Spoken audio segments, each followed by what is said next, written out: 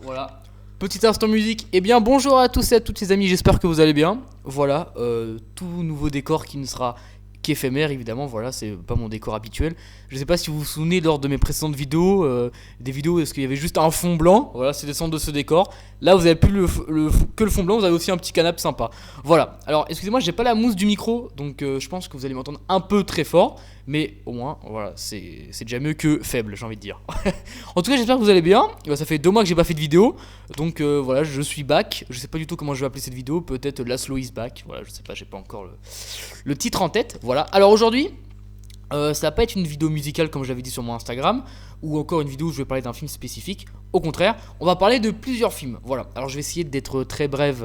Bref, vous avez compris ce que je voulais dire sur les films parce qu'il y en a beaucoup. J'ai fait une petite liste sur mon cellulaire portatif juste ici. Donc voilà. Alors, petit aparté qui n'a rien à voir mais en rapport avec le micro. Mon frère, qui a une chaîne YouTube aussi, qui s'appelle Tiramisu, m'a dit arrête de tenir les micros comme ça fait moche. Oui, sauf que je vous explique, si je le pose, je parle comme ça et on dirait que je suis en train d'annoncer à des parents que leur petit enfant Kevin est paru dans le centre commercial. Voilà. Donc je vais pas faire ça. Je préfère comme ça fait plus entre guillemets animateur radio, je sais pas quoi, voilà, sur Fun Radio, bref, vous avez compris ce que je voulais dire. En tout cas, j'espère que vous allez bien, que vous portez bien depuis 2 mois. Voilà, et on va pas du tout perdre de temps, on va tout de suite attaquer la vidéo. Voilà. Alors, excusez-moi, c'est pas un manque de respect, hein, c'est juste que je vais vous montrer, j'ai la liste des films sur mon téléphone, voilà.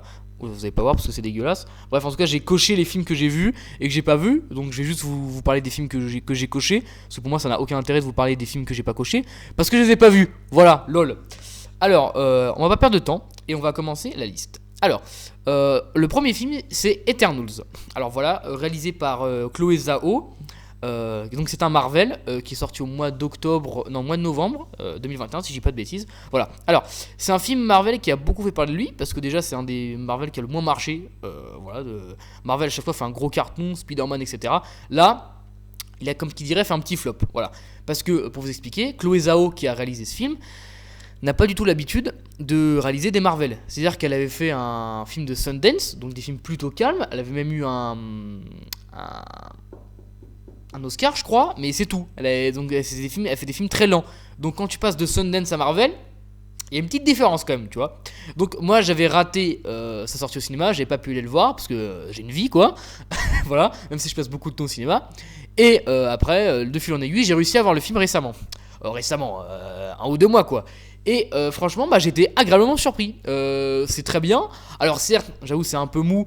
Il y a moins d'action que dans certains films Marvel, mais c'est bien. Après, c'est un peu le même truc que dans Shang-Chi. C'est-à-dire que par exemple, quand on voit Spider-Man, on est trop content parce que Spider-Man, on le connaît, etc. Là, quand on avait vu Shang-Chi, par exemple, on est cool, mais c'est tout. Parce qu'on sait pas vraiment qui est le personnage, on n'a pas vraiment eu le temps de s'attacher. C'est le premier film avec lui. C'est un peu pareil que les Eternals. Et petit point négatif cependant sur les Eternals, ils ont fait toute la promo du film avec Angelina Jolie et on la voit que genre 10 minutes dans le film elle a très peu de texte. Donc je trouve ça un peu frauduleux et ça me fait penser un peu à Dune avec Zendaya, mais bref c'est pas le sujet. Donc en soi le film était moi j'ai beaucoup apprécié ce film, je trouve que les scènes d'action étaient très bien faites. Il y a pas mal de rebondissements qui sont très intéressants, les scènes d'action avec les 12 apôtres, je sais plus quoi là, c'est trop bien. Il y a pour moi les meilleures scènes post-génériques du film Cinematic Universe, voilà, du MCU, du Marvel Cinematic Universe. Les 2 scènes post-génériques des Eternals, elles sont trop bien. Je vais clairement pas vous spoiler, mais bref, il faut voir ce film rien que pour les scènes post-génériques en fait. Voilà. Donc moi c'est un bon film, je vous le recommande. Je vais mettre juste 9 sur 10 parce que pour moi c'est un Marvel, mais voilà, c'est éphémère. Je vais clairement pas le retenir, même si le film était assez propre. Voilà. Ensuite, il y a, donc là on change totalement de registre, hein. Vous allez voir, on parle de films français, trucs policiers, bref, on va beaucoup changer. Ensuite, le deuxième film, c'est Last Night in Soho, voilà, réalisé par le réalisateur, donc, qui a fait le film Baby Drive avec Kevin Spacey. Je sais plus du tout comment il s'appelle ce réalisateur, mais bref, voilà, il a la création de Last Night in Soho. Last Night in Soho, qui est avec l'actrice Anya Taylor-Joy, si je dis pas de bêtises, que j'aime beaucoup, je trouve qu'elle a un très bon jeu d'acteur. Et j'ai beaucoup aimé ce film. C'est-à-dire que la bande-annonce m'avait donné envie de voir le film. Pareil, je l'avais raté au cinéma, donc j'ai eu l'occasion de le voir récemment aussi. Et franchement, j'étais agréablement surpris. C'est une sorte un peu d'enquête policière entre le passé et le futur. Je trouve ça super bien fait, surtout. Les effets spéciaux ils sont très bien faits. C'est pas un truc pyrotechnique où t'as des cascadeurs de ouf, hein, mais avec des jeux de miroirs entre le futur et le passé, je trouve ça super bien fait. Franchement, l'acting il est top parce que c'est des jeunes acteurs qu'il y a dans le film et c'est hyper crédible. Il y a des idées de mise en scène super intéressantes. Euh, qu'est-ce que je veux dire, le scénario est original aussi parce que un truc d'avoir un meurtre dans le passé, enfin je trouve ça super bien. C'est pas du spoil hein, parce que c'est dans la bande annonce, voilà. Si je spoil à un moment, si je spoil à un moment un film dans la vidéo, je vous le dirai quand je spoil, ok, mais pour l'instant je spoil pas. Donc voilà, faut le voir. Alors clairement, il y a une scène à la fin où il y a beaucoup de sang. C'est limite un peu gore entre guillemets, mais franchement ça vaut le coup. La scène moi gore, j'ai pas regardé parce que mec voilà, je suis un mec sensible, voilà c'est tout. Mais c'est pas non plus genre le truc, genre ça y est, genre les organes et tout qui sortent. Non, c'est juste tu vois des coups de couteau, bref. Mais même c'est un peu, on dirait ça me fait un peu penser à Psycho de Alfred Hitchcock. Vous voyez genre on voit juste le couteau faire ça, et on le voit pas se planter le couteau. Bah dans Last Night in Soho c'est un peu ça avec la scène du meurtre. Voilà. Alors. Excusez-moi, je pose le micro 2 secondes parce que je viens de penser à un autre film que j'ai vu et donc que j'ai oublié de mettre dans la liste, donc je vais m'empresser de mettre. Excusez-moi, c'est mal préparé on dirait, mais non, pas du tout. Petit moment de liesse, j'aurais dû remettre la musique. Voilà, parfait. Donc voilà, Last Night in Soho, je mets 10 sur 10 parce que je m'attendais pas à ça et j'ai été agréablement surpris. Voilà. Alors, troisième film, que celui-ci je l'ai vu au cinéma. Alors c'est Kingsman First Mission. En français, Kingsman Première Mission. Voilà. Alors moi il faut savoir que je suis un grand fan de la saga, ouais, enfin bref, du duo de films Kingsman. J'ai adoré le premier et le deuxième Cercle d'Or. Je trouve que c'est des films super bien, avec de l'humour noir, il y a de la bonne action, etc. Et j'attendais beaucoup le nouveau. Et franchement, pareil, agréablement surpris. J'aime trop l'univers qu'il y a avec des personnages historiques comme par exemple Rasputin, etc. L'acting est ouf. Ralph Fiennes il joue trop bien dans ce film. Et franchement, les scènes d'action, pour moi, c'est ce qui fait le charme du film. Il y a une scène d'action notamment lors d'un combat avec Rasputin qui est incroyable, vraiment avec la musique et tout. Enfin, il se bat en dansant. Bref, c'est incroyable. C'est très drôle aussi. C'est moins gore que les autres Kingsman. Donc franchement, je vous le recommande pour ceux qui ont adoré les 2 premiers Kingsman. Vous allez vous régaler.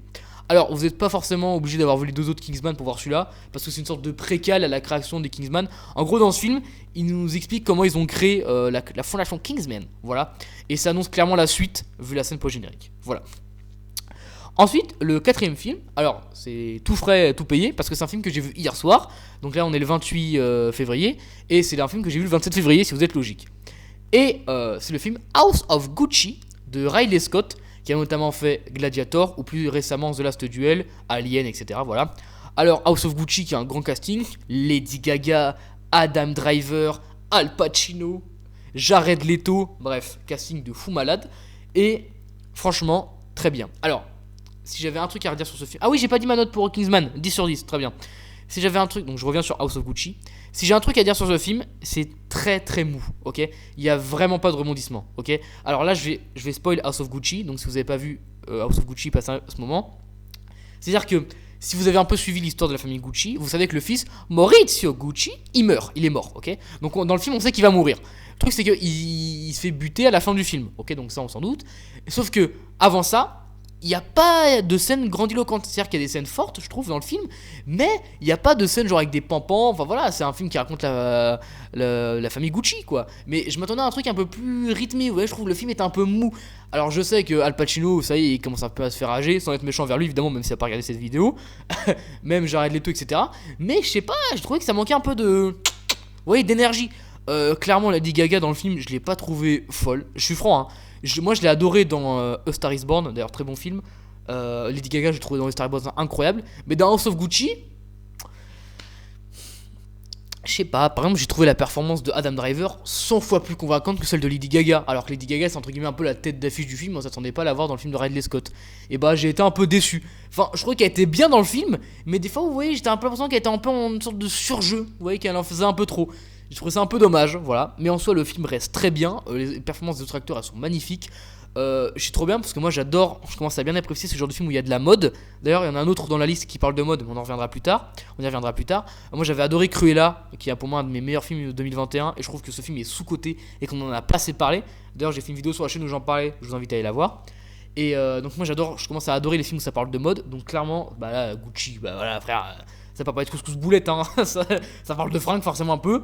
Du drame Gucci, c'est un truc de ouf, comment tout le monde ils se sont montés les uns contre les autres. Enfin bref, c'est un film hyper intéressant, j'ai appris plein de trucs et franchement c'est une régalade. Mais j'aurais vraiment kiffé le voir en cinéma. et je l'ai malheureusement raté. Voilà. Donc je mets 9 sur 10 parce que malheureusement la performance de Lady Gaga ne m'a pas convaincu jusqu'au bout. Voilà.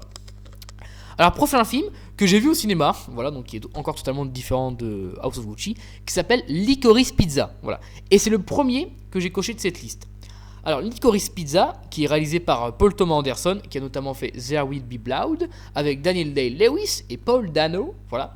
Donc là, c'est le nouveau film de Paul Thomas Anderson, qui est resté longtemps au cinéma, à ma grande surprise. Donc, ça s'appelle Licorice Pizza, avec Bradley Cooper, Sean Penn, je sais pas comment on dit, mais je crois que c'est Sean Penn, comme m'a dit ma mère la dernière fois. Enfin bref. Et dans les rôles principaux, les deux protagonistes, excusez-moi, une femme, dont j'ai oublié le nom, et un autre gars qui est le fils de l'acteur Philip Seymour Hoffman, qui nous a malheureusement quitté. Grosse force à lui, qui est un putain d'acteur. Là, c'est son fils qui joue dans le film Licorice Pizza. Et bah franchement, moi j'avoue que j'ai un peu de mal avec les films où il y a des jeunes, même dans les films français ou dans les films américains où il y a des jeunes, parce que je trouve que l'acting il est pas au top, vous voyez. Et bah là franchement, j'ai été convaincu, mais genre sur 20, vraiment sur 20 sur 20. Je trouvais qu'ils jouaient trop bien, ils étaient hyper crédibles. Franchement c'est top, il y a des idées de mise en scène qui sont super bien. Le pitch du film est... Après voilà, c'est un peu une comédie romantique, donc on sait à quoi s'attendre. Mais je trouve ça, le film est super beau, les musiques elles sont incroyables, notamment dans la bande-annonce. C'est ce qui m'a donné envie d'aller voir le film. C'est la musique de David Bowie qui s'appelle Life on Mars, qui est incroyable, qui est magnifique, je trouve cette chanson, une des plus belles chansons all times, voilà. Et donc c'est ce qui m'a surtout envie d'aller voir le film, parce qu'il y a Sean Penn aussi, Bradley Cooper, etc., qui sont très bons dans le film. J'ai trouvé des trucs un peu décevants parce que le film est en plusieurs parties. Je trouve qu'on ne voit pas assez Sean Penn alors que le personnage est super intéressant. Pareil pour Bradley Cooper, mais pour moi ça reste un super bon film. J'étais agréablement surpris d'autant kiffer ce film. Donc franchement, je vous le recommande si vous avez l'occasion de le voir en DVD ou en VOD. Franchement, faut le voir. C'est une superbe comédie romantique qui est pas gnangnan. Voilà, donc je mets 10 sur 10 à Licorice Pizza. Très bon film. Voilà. J'oublie de vous faire le synopsis des films. Je vais peut-être vous le faire à partir de maintenant. Prochain film.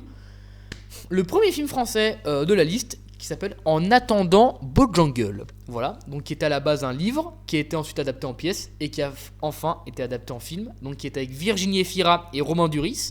Voilà, donc c'est une histoire d'amour avec deux personnes qui s'aiment. Voilà, encore une histoire d'amour. Masterclass. Clairement, au début, j'ai été assez dubitatif parce que je trouvais que Romain Duris et Virginie Efira étaient dans une sorte de surjeu que j'aimais pas du tout. Genre, vous savez, des sourires forcés, des rires forcés. Enfin, je trouvais que l'acting était forcé de ouf. Et au début, j'ai eu vraiment du mal à rentrer dedans.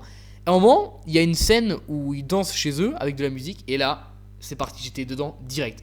L'acting, il a totalement changé. La performance de Virginie Efira dans le film, elle est incroyable. Elle joue trop bien. Enfin, je sais pas si vous connaissez l'histoire, mais elle joue un peu la femme un peu folle, etc. Et c'est trop bien. Romain Duris, c'est pareil. Franchement, les deux, ils sont hyper crédibles. Alors, clairement, c'est pas une comédie romantique comme on a l'habitude de voir. Hein. C'est hyper dramatique, mais genre vraiment de ouf. C'est hyper triste, vraiment. Hein. Vous attendez pas à voir un film hyper joyeux. La fin, elle est hyper dark. Vraiment, je vous le dis. Vraiment, vous vous dites, oh, trop bien. Je vais voir ma copine ou ma famille voir un film romantique. Non, certes, c'est un film avec de l'amour, c'est très romantique entre Virginie Efira et Romain Duris, mais sinon c'est un drame les gars, c'est pas du tout drôle. Enfin si, des fois il y a des situations un peu amusantes et un peu farfelues, mais sinon les gars c'est un drame, ok. Donc je vous préviens si vous voulez voir ce film, mais c'est un très bon film français. Et franchement pour moi avec ce film, les Français montrent qu'ils savent encore faire très bien des films avec des comédies romantiques, même si à la base c'est adapté d'un livre. Donc voilà, 10 sur 10 je vous le recommande. Prochain film de la liste que j'ai vu sur une plateforme de streaming qui s'appelle Amazon Prime, voilà. Et le film s'appelle Spencer, voilà. Donc c'est un film biopic sur la princesse Lady Diana, voilà, en Angleterre. Donc Lady Diana, vous connaissez tous un peu Lady Di, etc.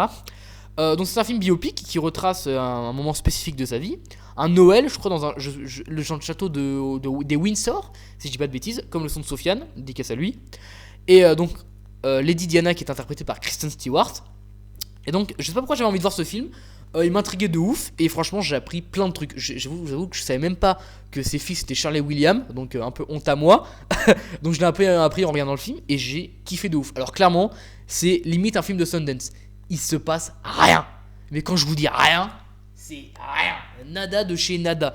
C'est un film hyper mou. Donc vous attendez pas à voir un blockbuster genre Fast and Furious. Il y a des voitures qui sortent des fenêtres. Walou, rien, nada. C'est The Bee, vraiment c'est The Bee la mouche. C'est hyper mou et franchement, moi j'ai quand même kiffé. Je trouve la performance de Kristen Stewart hyper crédible et hyper forte. Ça m'a vraiment pris au trip. Je trouve qu'elle est super bien dans ce film et je vais la refaire, qu'elle interprète très bien Lady Diana. J'ai appris plein de trucs. Donc franchement, je vous recommande ce film si comme moi, vous n'avez pas trop sur la famille royale et vous avez envie d'apprendre des trucs et voir une bonne performance d'acteur et que vous avez un peu envie de voir un film calme, Spencer est pour vous. Voilà. Prochain film que j'ai vu au cinéma qui s'appelle Nightmare Alley. Alors là, c'est clairement le film surprise de la liste, ok? Je m'attendais pas du tout à ça. Alors, c'est un film de Grande del Toro. Je sais pas très bien, je sais pas si je dis bien son nom. Grandi del Toro. Enfin bref, il a fait notamment La Forme de l'eau, Le Labyrinthe de Pan. Donc des films un peu à chaque fois strange avec des créatures mythiques, ok? Dans ces films, il y a notamment Bradley Cooper, Cate Blanchett et une autre femme, j'ai oublié son nom, qui joue dans Hérédité, et encore une autre qui a joué récemment dans Her. Voilà. Donc pour vous expliquer un peu le pitch, c'est assez compliqué. C'est un homme qui au début il se retrouve dans une sorte de fête foraine et il va être amené à faire un tour de mentaliste. Il va devenir un grand mentaliste et après il y a une sorte d'arnaqueur aux États-Unis. Enfin, bref, voilà, l'histoire elle est un peu compliquée à expliquer, mais c'est le seul film de la liste où j'ai pleuré. Voilà.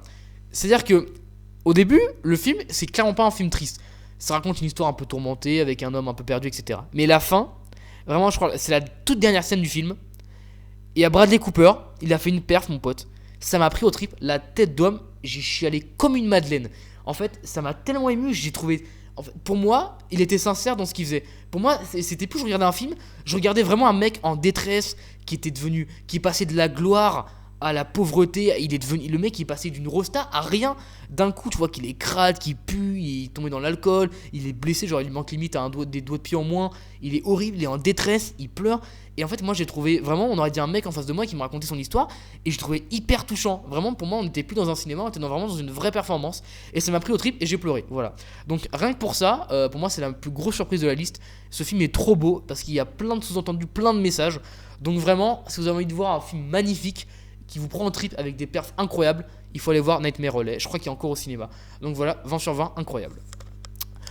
Prochain film que j'ai vu récemment, que j'ai vu la semaine dernière, voilà, qui s'appelle Uncharted, évidemment, qui est adapté du célèbre jeu vidéo, donc avec Tom Holland, Mark Wahlberg, etc. Alors franchement, je m'attendais à une bouse rénale, hein, clairement, un truc de merde. Donc Uncharted, voilà, c'est des aventuriers qui partent à la recherche d'un trésor, enfin bref, je vais vous expliquer le concept. Franchement, je m'attendais à une daube, et bah j'ai été agréablement surpris. Des scènes de ouf, comme on a pu voir dans la bande-annonce, où ils sortent d'un porte-avions, etc. Même si on sait que c'est fait en fond vert, et bah moi j'ai trouvé ça crédible. Je trouve que c'est super bien fait. Les décors avec des trucs, genre à la fin une sorte de, comme on voit dans la bande-annonce, une bataille sur un bateau pirate, bah je trouve que c'est hyper crédible et que c'est hyper bien fait. C'est trop bien. Tom Holland en Nathan Drake, il est hyper charismatique, il est grave gaulerie. Franchement, il incarne parfaitement ce rôle et sans être méchant et en disant un peu la réalité, c'est un peu Tom Holland qui fait le film. On va pas se mentir. Et bah moi je trouvais que le film était vraiment top et que c'est un super bon film d'aventure.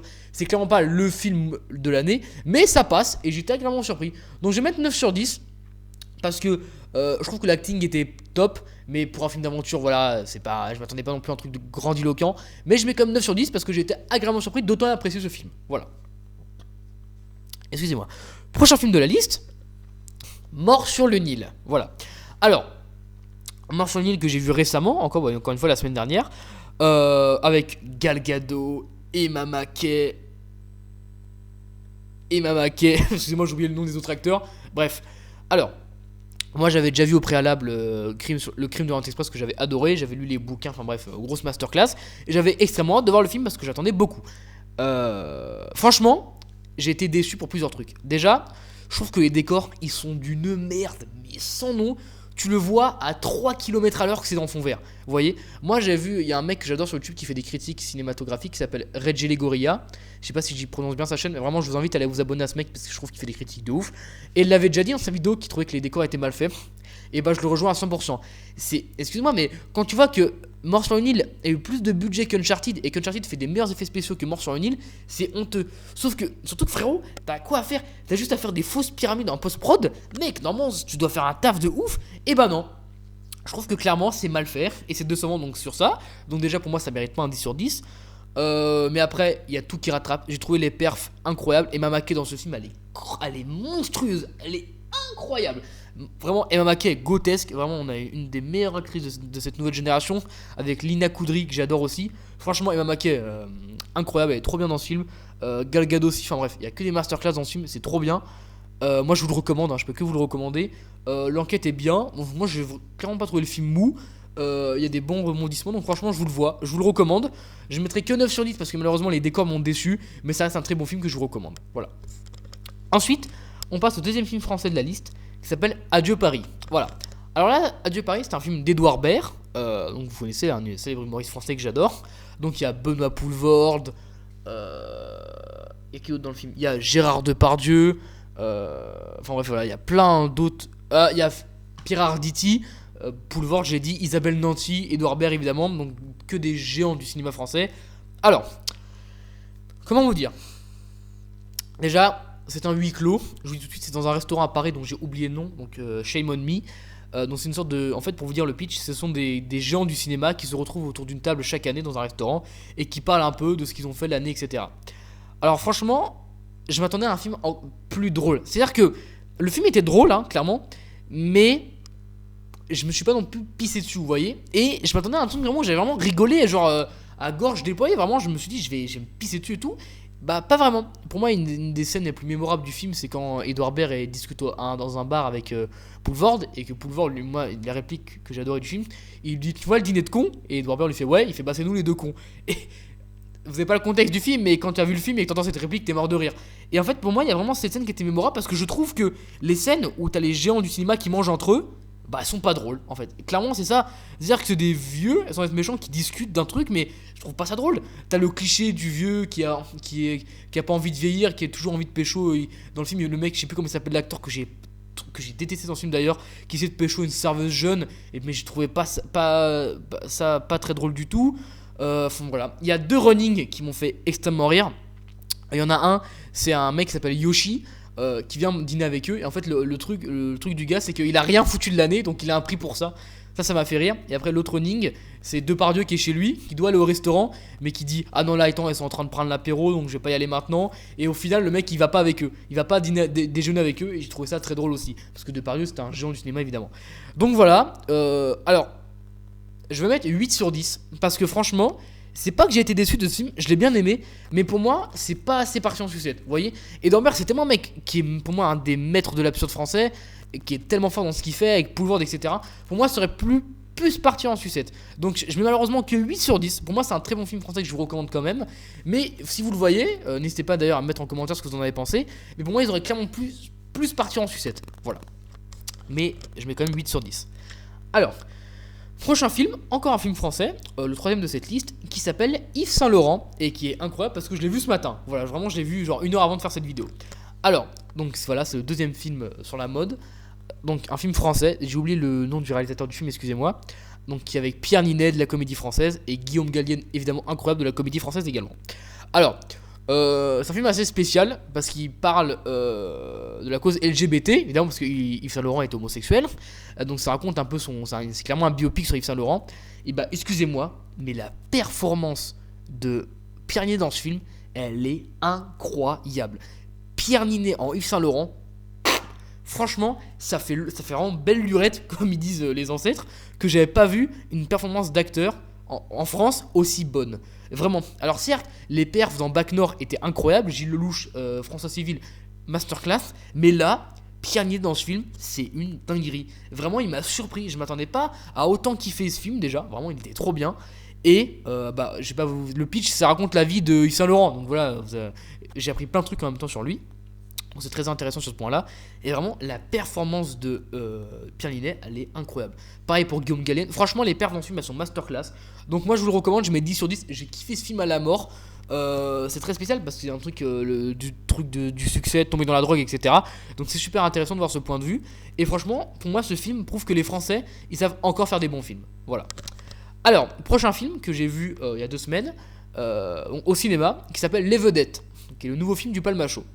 Alors, donc ce film raconte l'histoire de 2 losers, un qui bosse dans un truc d'électroménager, et un autre qui est un chanteur mais qui n'en est plus, et ils décident tous les deux de participer à un jeu télé qui s'appelle le pif pif pif, je crois, le pile pile pile, voilà, pile pile poil, En fait, le prix, le but du jeu, c'est en fait de découvrir le prix d'un article, genre le prix pile, quoi. Voilà. Et après, il va leur arriver plein de trucs, le mec va se redécouvrir un goût pour le chien, etc. Et bah, franchement, le film marche pas trop au cinéma, malheureusement. Et bah, moi, je l'ai adoré. Et je l'ai clairement trouvé plus drôle que leur premier film, La folle histoire de Max et Léon. En fait, j'ai trouvé les personnages limite touchants. Et vraiment, ils sont vraiment touchants, les deux personnages. C'est très très drôle. Franchement, je trouve qu'il y a des gags de ouf quand ils se battent dans l'eau. Enfin bref, c'est vraiment hyper drôle comparé au premier. La musique de Besoin de chanter de Dan, simplement Dan, elle est excellente. Elle est limite un peu bien premier dog, donc c'est vraiment super. Donc moi je vous le recommande. C'est un très bon. Si vous avez envie de vous marrer un bon coup avec vos potes ou juste kiffer devant un bon film français, bah, je vous recommande le film du Palma qui est trop bien. Voilà. Alors, prochain film qui est clairement pour moi la déception de cette liste. Clairement, c'est ma déception. C'est Budapest. Budapest qui est avec Manu Payet et Jonathan Cohen. Avant de vous donner mon avis, je vous donne le pitch. Les vedettes 10 sur 10. Le pitch de Budapest, c'est deux mecs qui travaillent dans une entreprise, ils se font chier. Et un jour, ils vont en boîte et ils sont pas acceptés dans la boîte. Et ils décident de créer une agence d'enterrement de vie de garçons à Budapest, donc en Hongrie. Et après, il va arriver plein de galères. Moi, il faut savoir que je suis un grand fan de Jonathan Cohen. J'adore ce mec, je trouve il est hyper drôle. Vraiment, pour moi, c'est un des mecs qui me fait le plus rire en France. Clairement, je vous le dis. Et ben en fait, le film, je l'ai limite trouvé pas drôle. Donc moi, je suis limite entre le mettre 7 ou 8 sur 10. En fait, je m'attendais vraiment à un truc encore plus parti en sucette. Et je trouve qu'il y avait trop de trucs de scènes de cul inutiles. Vraiment, enfin, certes, ils montrent des trucs des boîtes de nuit, etc. Mais pour moi, ça avait un peu aucun intérêt de montrer ça. Et limite, je trouve qu'il y a trop de scènes de cul. Ça gâche un peu ce truc. Les vannes de cul, je trouve, elles sont pas drôles. Moi, j'aime bien tout ce qui est un peu humour noir, etc. Et je trouve que dans ce film, c'est mal amené, c'est pas drôle. Donc, je suis vraiment déçu de ce film. Donc, je vais mettre que 8 sur 10. J'attendais un truc vraiment meilleur avec Manu Payet et Jonathan Cohen. Je trouve que ça part pas sans sucette. Donc, je suis déçu. Je sais même pas si je vous le recommande parce que j'ai pas vraiment passé un super bon moment. J'étais limite plus sur mon tel quand on regardait le film. Je trouve les vannes pas drôles. Voilà, donc assez déçu de ce film. Voilà, donc je vous le recommande pas forcément. C'est le seul film de la liste que je vous recommande pas forcément. Alors, prochain film de la liste s'appelle Heur. H-E-R. Que j'ai vu sur une plateforme de streaming qui s'appelle Amazon Prime. Voilà, qui est un film avec Joaquin Phoenix et Amy Adams. Qu'on voit pas trop dans le film, mais vraiment, le film est porté sur Joaquin Phoenix. C'est clairement le plus beau film que j'ai vu de ma vie. Clairement. Avec American Beauty. Alors, malheureusement, Kevin Spacey est dans la grosse sauce avec ce qui lui arrive en ce moment. Donc, je suis très déçu de lui parce que j'adore cet acteur. Mais pour moi, American Beauty et Her, c'est les deux plus beaux films que j'ai vus de ma vie. Her, déjà, le thème principal de ce film, c'est la solitude. Clairement. Parce que le pitch du film, c'est un mec qui s'appelle, j'ai oublié son nom, excusez-moi, qui tombe amoureux d'une intelligence artificielle qui s'appelle Samantha. Et, en fait, le mec est vraiment dans la solitude la plus totale parce qu'il tombe quand même amoureux d'une intelligence artificielle, c'est pas rien. Et en fait, il est tellement touchant dans ce film Joaquin Phoenix, j'ai limite vraiment refailli pleurer devant ce film parce que je le trouvais magnifique. Il est super beau, il véhicule de super beaux messages, vraiment c'est magnifique.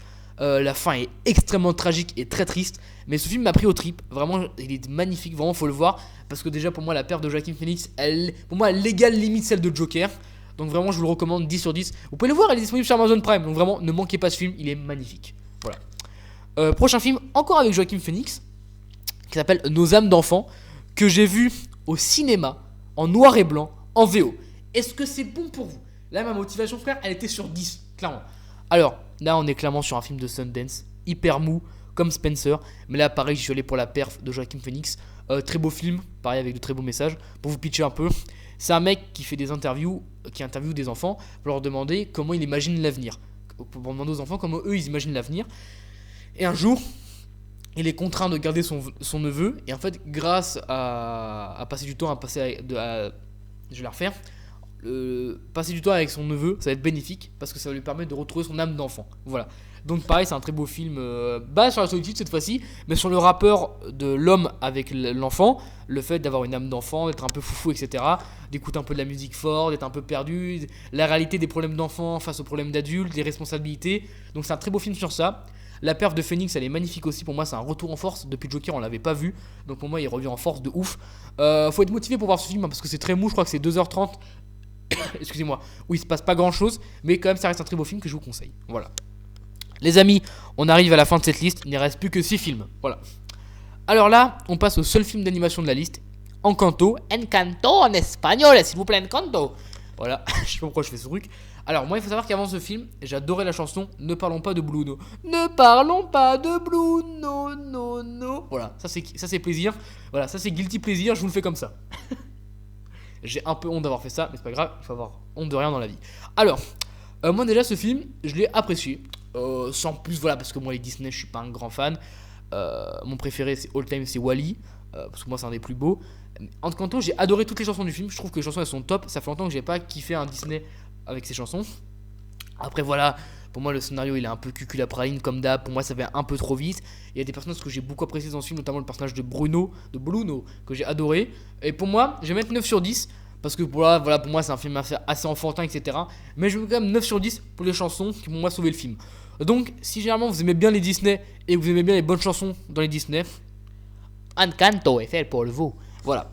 Prochain film, qui est une autre comédie romantique qui est sortie récemment, qui s'appelle Marry Me, en français Marie-moi, avec Owen Wilson et Jennifer Lopez, alias Gilo. C'est pas naze, mais c'est pas non plus fou. Pour moi, les vannes du film ne sont pas drôles, déjà c'est simple. Mais le duo Owen Wilson et Jennifer Lopez pour moi marche très très bien. Parce que pour moi c'est un duo atypique. Tu t'attends pas à voir Jennifer Lopez avec Owen Wilson. Pour moi Owen Wilson c'est un peu le cliché du mec anglais, british, un peu classe, un peu qui fait comme ça, qui boit son thé. Et Jennifer Lopez c'est l'opposé. Genre la meuf grandiloquente, qui met des trucs hyper moulants, hyper transparents, qui adore se montrer, etc. Qui est vraiment pas du tout discrète. Et pour moi, au début je me suis dit bah ça va pas du tout marcher. Et bah au contraire, je trouve que ce truc il marche très très bien. Et comme dit mon prof de SES dont je tairai le nom, matching. Voilà. Donc pour moi, le film marche pour ce duo. Donc je vais mettre 8 sur 10. Parce que voilà, après pour moi, ça reste une comédie romantique que la praline. Avec la pote un peu relou qui fait des vannes pas drôles. À la fin du film, tu sais forcément que Jennifer Lopez et Owen Wilson ils vont se mettre ensemble. Voilà. Mais je mets quand même 8 sur 10. Parce que j'ai trouvé que la performance de Owen Wilson était déjà très propre. Celle de Jennifer Lopez aussi. C'est pas un acting de ouf. Mais ça reste propre. Et je trouvais que le duo marchait très bien. Voilà. Prochain film, qui est l'avant-dernier film français de cette liste, qui s'appelle Boîte Noire. Putain, encore un film avec Pierre Ninet. Les gars, pourquoi on n'a pas parlé de ce film autant? Déjà, excusez-moi les gars, il y a eu les Césars vendredi.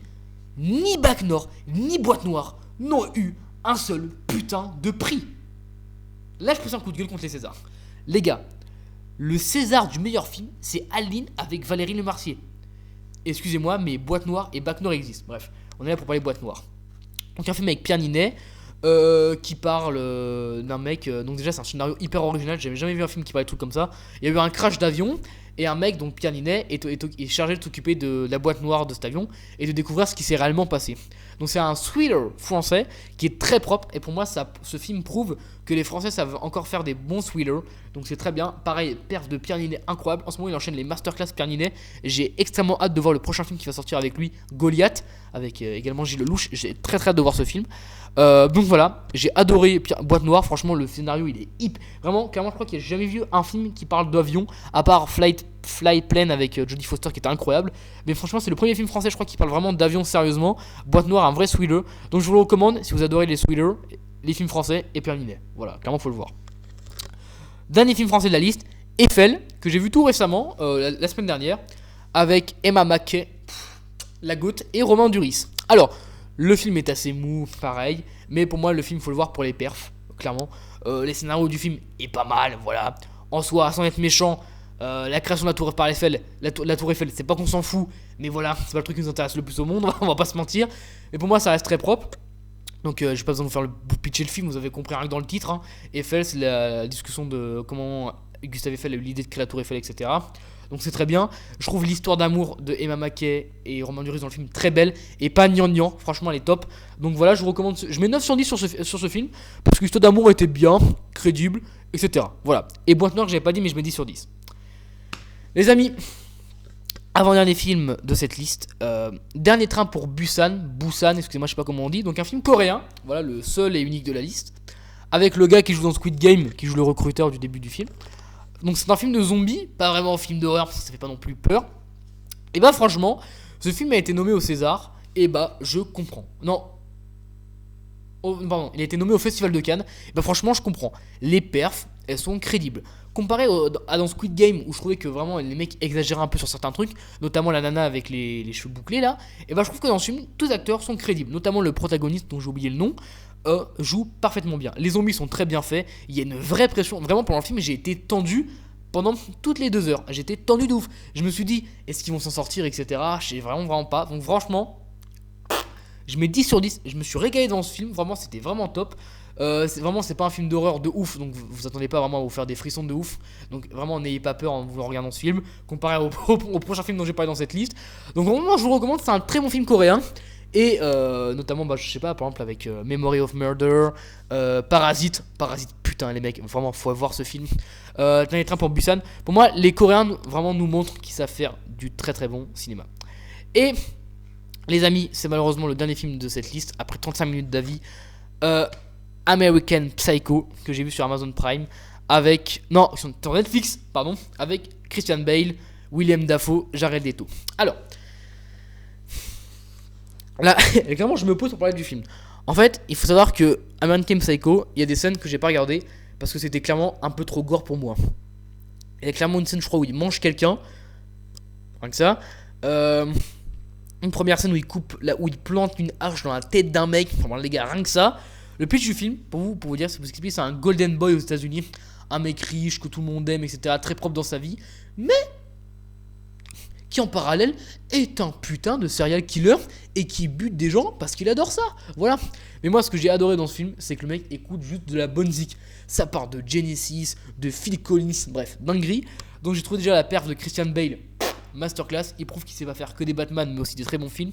Je trouve le personnage de Christian Bale, Paul Bateman, hyper intéressant. Même si c'est un psychopathe, il y a une vraie psychologie derrière ce personnage. Un truc hyper intéressant. Je pense que ce film mérite d'avoir plusieurs visionnages pour mieux comprendre le personnage. Mais je pense que je ne regarderai pas maintenant parce que je pense que j'aurais compris plus de trucs en regardant les scènes un peu gore. Mais pour moi, clairement, j'ai pas encore le mental de les regarder. Mais je vous recommande clairement le film, même si vous passez les scènes gore comme moi j'ai fait, parce que c'est très bien, c'est super intéressant, super psychologique. C'est un film assez space hein, quand même. Quand tu commences ta journée avec ça, tu sais que la journée va être longue après, tu vois. Mais c'est un très bon film que je vous recommande, assez space, mais c'est un très bon thriller psychologique. Je mets un 10 sur 10. Voilà. Écoutez les amis, on a atteint la fin de cette vidéo. Voilà, je sais pas du tout de quoi parlera la prochaine vidéo. Peut-être musique. Je vais essayer peut-être de parler de l'album de Zamdan ou de Val, je sais pas encore. Voilà.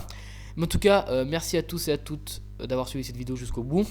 J'ai encore donné mon avis sur plein de films, donc j'espère que je vous ai donné envie de voir tous ces films. Il me reste encore plein à voir. Je vais vous donner les noms des films qui me restent à voir. Je connais même pas le code de mon téléphone, c'est terrible. Attendez. Ah oui, je voulais vous parler de 2 séries aussi. Il me reste notamment The Batman que je vais essayer de voir cette semaine à voir, The Power of Dog sur Netflix, Cher Evan Hansen, La Méthode Williams, Matrix Résurrection, Supreme NTM, There Will Be Blood, Prisoners. Enfin bref, il me reste encore plein de films à voir. Ce n'est pas fini. Alors avant de vous quitter, je vais juste vous parler de 2 séries qu'il faut voir parce qu'elles sont incroyables. Déjà Space Force qui est sur Netflix avec Steve Carell et John Malkovich. C'est les gars, cette série elle est sous-cotée. C'est par le mec qui a fait The Office, donc il faut la voir. Elle est gaulerie de ouf cette série. J'ai fini la saison 2 la semaine dernière. Elle est encore plus drôle que la première. Allez la voir, c'est sur Netflix. Pour ceux qui ont Netflix, regardez Space Force, c'est trop bien. Et là, je suis actuellement en train de regarder Peacemaker avec John Cena, qui est le perso de Suicide Squad. Le dernier, c'est donc la série sur le Peacemaker. La série, elle est trop bien. Elle est gore un peu comme Suicide Squad, c'est grave drôle. Là, je suis à l'avant-dernier épisode, le 7ème sur le 8ème. Pareil, vous pouvez la regarder en streaming, elle est trop bien. Excusez-moi, faut la voir, elle est top. Les 2 séries donc que je vous conseille, c'est Peacemaker et Space Force. Voilà. Donc, si cette vidéo vous a plu, n'hésitez pas à mettre un petit pouce bleu, à vous abonner à la chaîne de la Compagnie. Je vais essayer de refaire des vidéos un peu plus régulièrement. Voilà, allez voir mes autres vidéos évidemment. À me mettre en commentaire les films que vous avez vus et si vous êtes du même avis que moi sur les films dont je vous ai parlé. Voilà, je recommande évidemment tous les films dont je vous ai parlé dans la liste. Voilà, merci à tous et à toutes d'avoir suivi cette vidéo.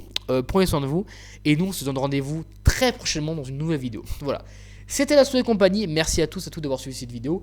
Peace and love.